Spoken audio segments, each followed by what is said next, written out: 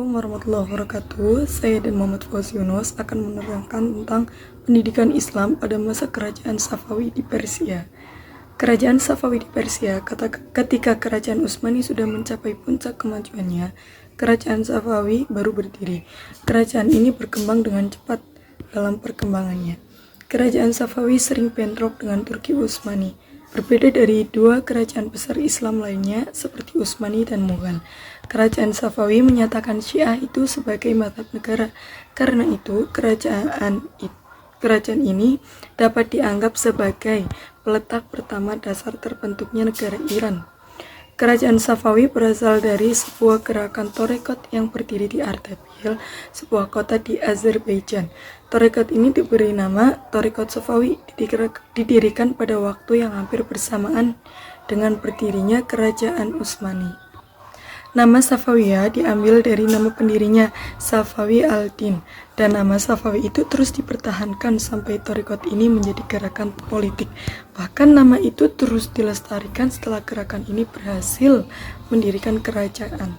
Pendirinya itu berasal dari keturunan orang yang berada dan memilih sufi sebagai jalan hidupnya. Ia keturunan dari Imam Syiah yang keenam, Musa al-Hazim. Gurunya bernama Syekh Tajuddin Ibrahim Zaidi, yang dikenal sebagai julukan Zaid al-Ghilani karena prestasi dan ketekunannya dalam kehidupan tasawuf. Safi al-Din diambil menantu oleh gurunya tersebut. Pengikut tarekat ini sangat teguh memegang ajaran agama. Pada mulanya, gerakan tasawuf Safawiyah bertujuan memerangi orang-orang ingkar, kemudian memerangi golongan yang mereka sebut ahli-ahli bid'ah.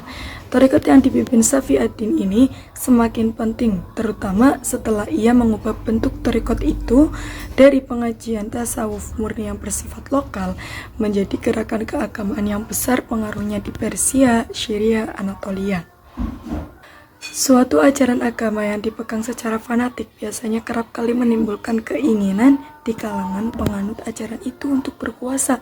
Karena itu, lama-kelamaan, murid-murid tarekat Safawiyah berubah menjadi tentara yang teratur, fanatik dalam kepercayaan, dan menentang setiap orang yang bermadhab selain Syiah.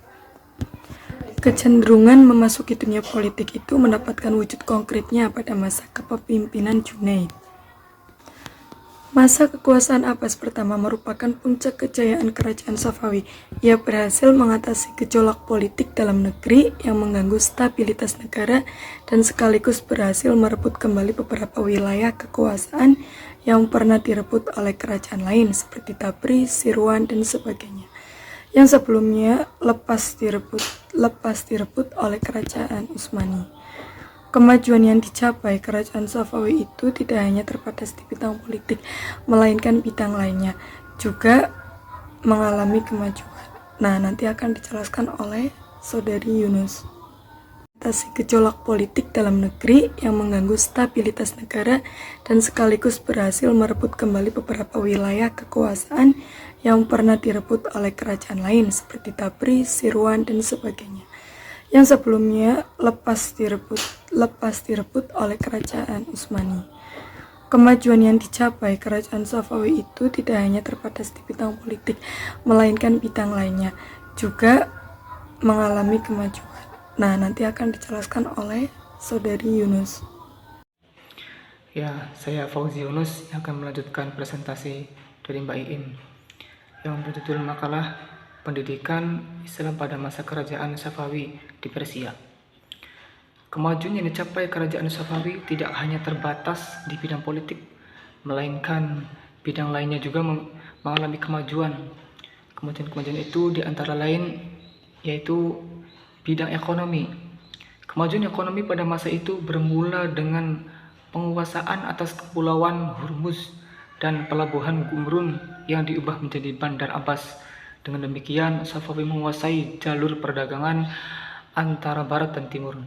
Di samping sektor perdagangan, Safawi juga mengalami kemajuan dalam bidang pertanian, terutama hasil pertanian dari daerah Bulan Sabit yang sangat subur.